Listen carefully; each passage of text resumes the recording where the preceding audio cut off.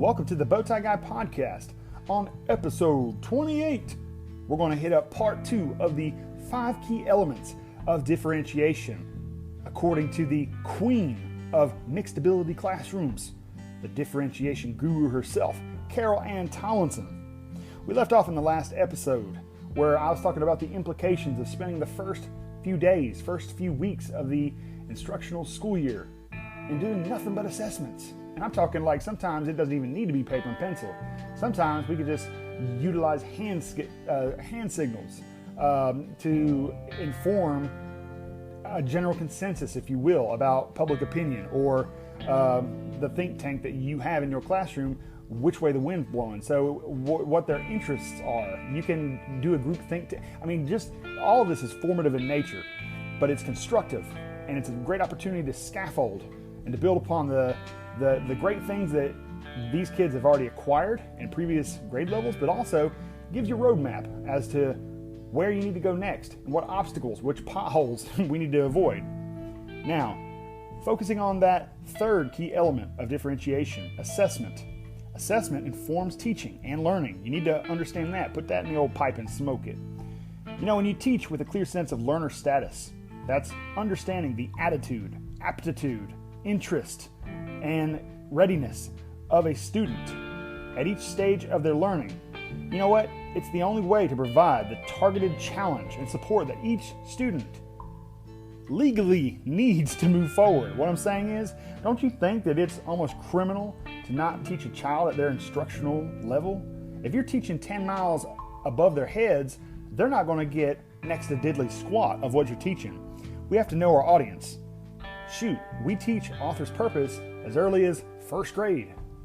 Probably some of y'all, Dudley Do-Right's probably hitting it up in kindergarten. But what I'm saying is, you need to understand your audience.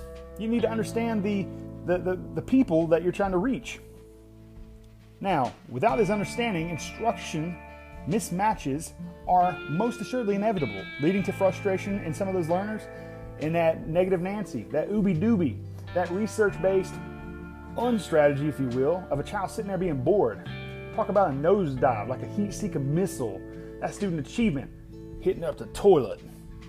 Let's talk about the fourth key element of differentiation. Let's go ahead and call it for what it is. Instruction. Now, instruction that responds to variance and the wide spectrum of learners. That may include student readiness, interest, and learning profile. We need to understand who it is we're teaching, what it is we're teaching, and why we're teaching, so that there's transfer.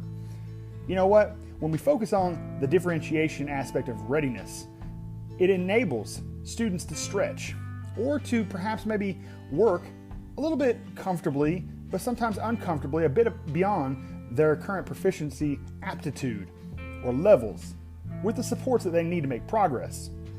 Now, when we're talking about the umbrella of interest in terms of differentiation, it gives students an opportunity to connect with what they're learning to their passions and curiosities. Can I tell you, you tend to love what you're learning if you're fully engaged and applied and connected to what you're learning. Next, learning profile differentiation. So, kick it old school, baby. Howard Gardner and his multiple intelligences. Shoot dog almighty, we all intelligent. We all have different shades of giftedness. We're all gifted in something, though. I don't care. We all have something that maybe it's hidden within the treasure box. But by God, a good teacher is one that can not only create that 3D printing key, you get them to unlock that gift so that they can utilize it. Now, let's talk about why it matters. Why this instruction, as it affects differentiation, why it matters. You know what? When you attend to the readiness, it is necessary for learning growth. When you attend to interest, inevitably and collectively contributes to student motivation, especially when it comes to motivation to learn. Now, when you attend to the learning profile, the wide spectrum, the wide diversity of learners in your network, in your community, your culture, it helps make learning more efficient, more transparent, and you know what? More comfortable. It develops a culture of trust between the teacher and the student. Now let's hit up the number 5 on our list of the 5 key elements of differentiation. What about classroom leadership and management? You know, I always channel Mrs. Doubtfire. If you remember that movie from the early 90s, you know that Robin Williams, he was dressed up like a lady, like an old lady. And look, the thing is, look, makeup and wigs and all that stuff, and look, it could transform someone. He looked catastrophic. And it was catastrophic. It was almost inducive of nightmares.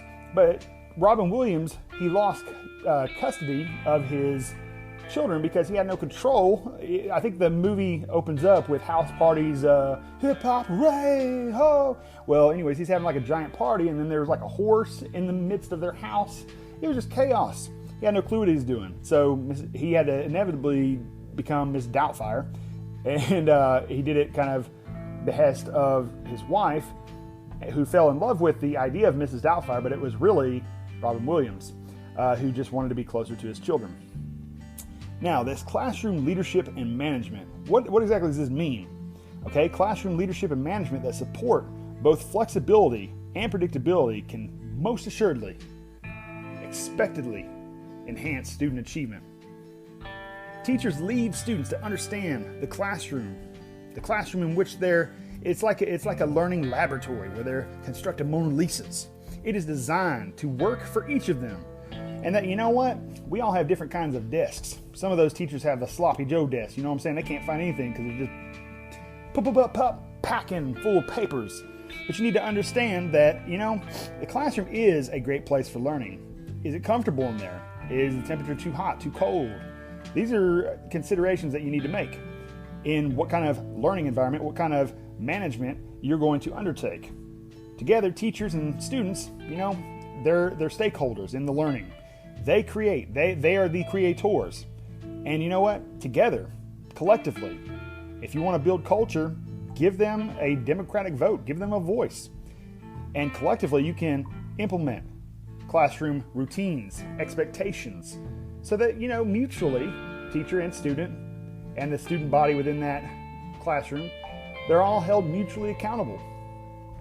So why exactly are we going to take the time to hit that Horton hustle and discuss classroom leadership and management that effectively support both flexibility and predictability? You want to know why? Because a flexible, orderly classroom, you know what? It's not just wanted by the best administrators. By God, it's necessary.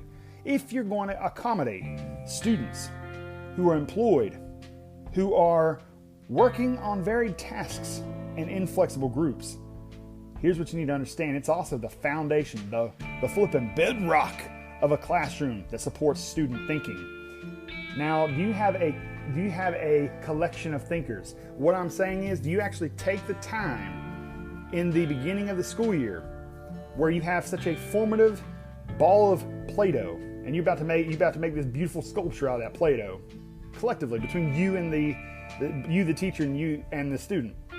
But it's a tango, it's a dance, right? It's something that both have to be mutually employed, engaged, and committed to. All right? A flexible, orderly classroom is necessary to accommodate students working on varied tasks in flexible groups. It's also that bedrock of a classroom that supports that student thinking. You take the time to create that culture of thinking, shades of thinking, shades of meaning, getting those kids to get uncomfortable. By God, what happened to the generations of risk takers, back breakers? They were the kind of people, they were not afraid to fail, because by God, they knew one of life's greatest lessons is that failure tends to be one of our greatest teachers. Now, this concludes part 2 of the 5 key elements of differentiation by the mixed ability classroom guru, the queen bee of differentiation, Carol Ann Tomlinson. This is your boy, the Bowtie Guy. Pop in. We'll see you in episode 29. Peace. The podcast you just heard was made using Anchor. Ever thought about making your own podcast? Anchor makes it really easy for anyone to get started. It's a one-stop shop for recording, hosting, and distributing podcasts.